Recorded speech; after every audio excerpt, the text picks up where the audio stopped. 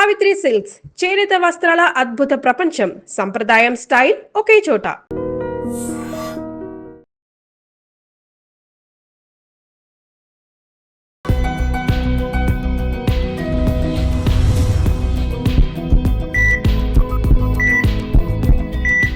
So మీరు endovascular surgeon కాబట్టి you deal with blood vessels.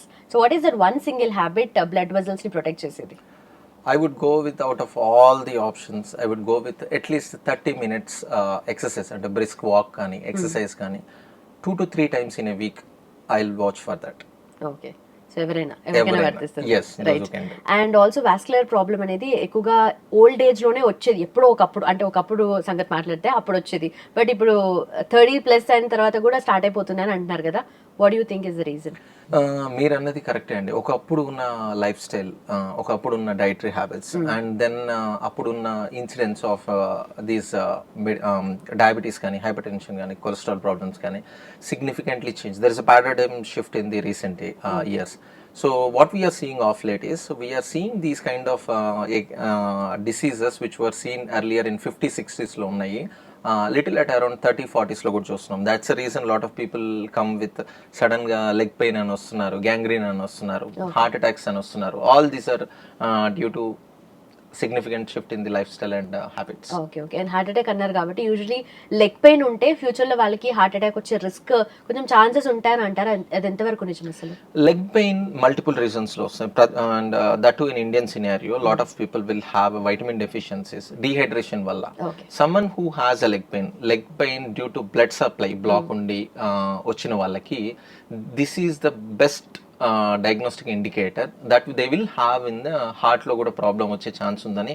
It's very good diagnostic marker అండి. ఎందుకంటే legs లో ఉన్న బ్లాకేజెస్ అక్కడ వరకే ఉండవు.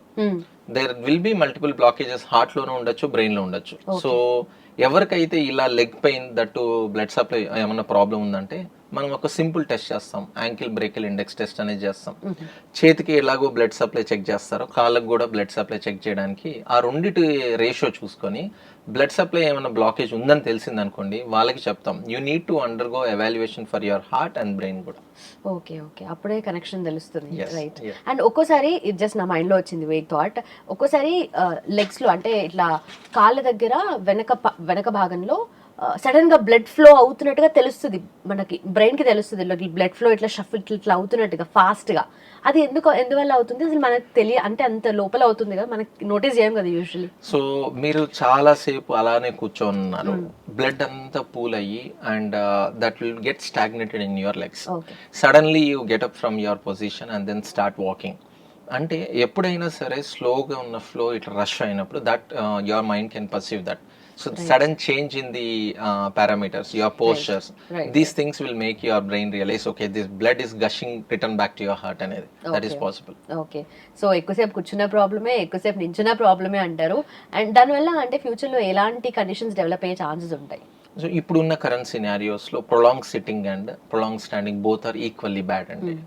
దోస్ హూ స్టాండ్ నిల్చున్నా పర్వాలేదు, కూర్చున్నా పర్వాలేదు, మధ్యలో స్మాల్ వాక్ చేస్తుంటే మనకి stagnated blood in your legs, this keeps pushing towards your heart. So prolong sitting and standing unavoidable situations ఉంటాయి by virtue of their profession. వాళ్ళకి నేను చెప్పేది ఏంటంటే ఎవ్రీ 90 minutes ఆర్ 2 hours లో take a small break, walk, and then sometimes it goes against the company rules aina kuda, but that should thing you should follow for betterment of your legs.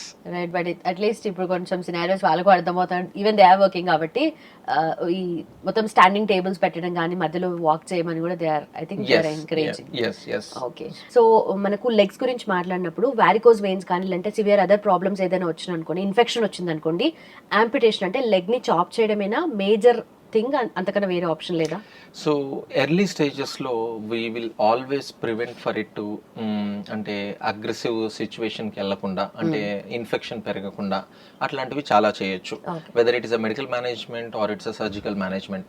In late stages where we're అంటే our hands are tied, particularly full gangrene వచ్చేసి మొత్తం infect అయిన తర్వాత that's situation where we have to amputate. There are certain situations where we intervene, అంటే angioplasty చేసో infection control తీసుకోవడం తోటి majority of the times amputations can be prevented. Okay. And ఎక్కువగా diabetic patients లోనే వాస్కులర్ రిలేటెడ్ ఇష్యూస్ త్వరగా వస్తాయి, high risk అని అంటారు కదా, వై సో?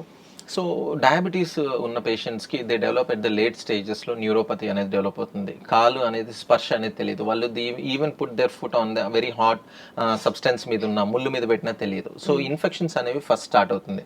సెకండ్ థింగ్ ఏంటంటే వీళ్ళకి న్యూరోపతితో పాటు బ్లడ్ సప్లై అనేది స్లోగా తగ్గడంతో ఈ డయాబెటిక్ పేషెంట్స్లో పర్టికులర్గా లేట్ స్టేజెస్ అంటే అన్కంట్రోల్డ్ సిచ్యువేషన్స్లో the risk of amputations is significantly higher. 1 in 4 members అంటే they will land up with an ulcer. అందులో at least 25 to 40% will have an amputation in their life time. Okay, so వాళ్ళకి ఇంకా వేరే ఆప్షన్ లేదు. So aggressive control of the diabetes, protective footwear, and ఎప్పుడైతే మనకి blood supply తక్కువ ఉంది అని లెగ్ లో రికరెంట్ సిమ్టమ్స్ అంటే పెయిన్ కానీ ఇలాంటివి వచ్చినప్పుడు early timely intervention will definitely prevent them going to a situation where they have to get an amputation. Okay. And smoking is definitely injurious to health. తాగే వాళ్ళకి తెలుసు, అందరికీ తెలుసు.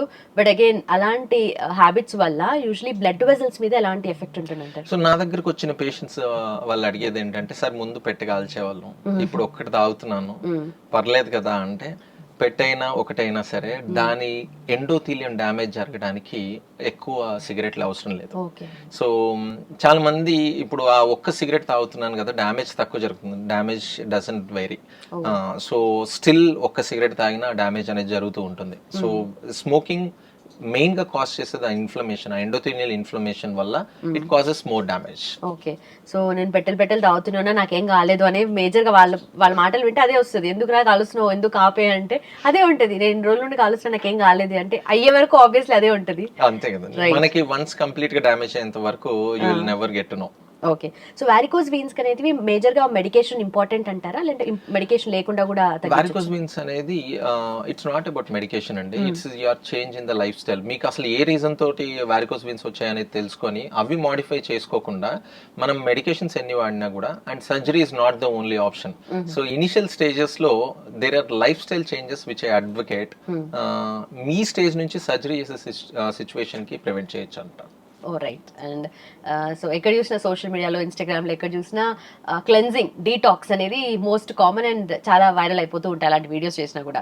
సో యూజువలీ బ్లడ్ వెజల్స్ ని కూడా క్లెన్స్ చేయొచ్చా? Is it for real? So blood vessels అనేవి మనం తినే మటన్ బోటి ట్యూబ్స్ లాంటివి కాదు, కిచెన్ సింక్ పైప్స్ కాదు. ఎందుకంటే లాట్ ఆఫ్ పీపుల్ ఇయర్స్ జరిగే డ్యామేజ్, అథెరోస్క్లెరోసిస్ అనేది ఒక 4 రోజులు తాగే బీట్రూట్ క్యారెట్ జ్యూస్ వల్ల క్లెన్స్ అవ్వవు. I should say it's boring. Cleansing is boring ఎందుకంటే it is slow and tedious, but it gives a long term effect. So మనం తీసుకునే లైఫ్ స్టైల్, ఆ డైట్ లో రోజు incorporate those kind of vegetables కానీ fruits కానీ which improves your vascular health, rather than doing it over a week. ఒక వారంలోనే మొత్తం క్లెన్స్ అయిపోయాయి అనేవి that's not real. I'm not saying that does harm to your blood vessels, but మీరు అనుకున్నంత expect చేసినంత ఒక వారం డీటాక్స్ ట్రీట్మెంట్స్ ఏమి జరగవు. Okay, right. అండ్ ఎవరైనా సరే ఎప్పుడు ఒక వాస్కులర్ సర్జన్, ఎండోవాస్కులర్ సర్జన్ ని కన్సల్ట్ చేయాలి? whenever you think మీకు ఏదైనా కాళ్ళల్లో కానీ పేగులకైనా కిడ్నీస్కైనా సరే ఇనిషియల్ ట్రీట్మెంట్స్లో if there is any slight narrowing అని అనిపించిన, any symptoms pertaining to your legs, కొంచెం దూరం నడవంగానే నొప్పి వస్తుంది, ఆగంగానే మళ్ళీ నొప్పి క్లియర్ అయ్యి ఇంకో కొంచెం దూరం నడవగలుగుతున్నారు, వారికోస్ వీన్స్ ఎక్కువగా బల్జెస్ అనేవి కనిపిస్తున్నాయి, ప్రొలాంగ్ సిట్టింగ్ అవర్స్ లో ఉన్నారు, by the end of the day you will having అంటే మీకు స్వెల్లింగ్ వస్తుంది, క్రాంప్స్ వస్తున్నాయి అంటే that's time to see vascular surgeon. Late stages లో పుండ్లు పడేంత వరకు వెయిట్ చేయకుండా ఎర్లీ స్టేజెస్ లో treatment is very easy. Right, done sir, thank you so much. And for more videos, please subscribe to iDream. Please subscribe to iDream. Please subscribe iDream. And please subscribe to iDream. For more videos, subscribe to iDream. please like, share and subscribe to the channel. Congratulations, iDream. Subscribe to iDream. Subscribe to iDream. So subscribe to iDream Media. iDream ki iDream team andarki huge congratulations. Please subscribe iDream Media. Please subscribe to iDream. Subscribe iDream. Please subscribe to iDream. iDream అంటే నా కళల ఛానల్ను subscribe చేసుకున్న నోరు తిరుగుతలేదు, మీరైతే గంట గుర్తు కొట్టండి. For more such videos, please subscribe to iDream.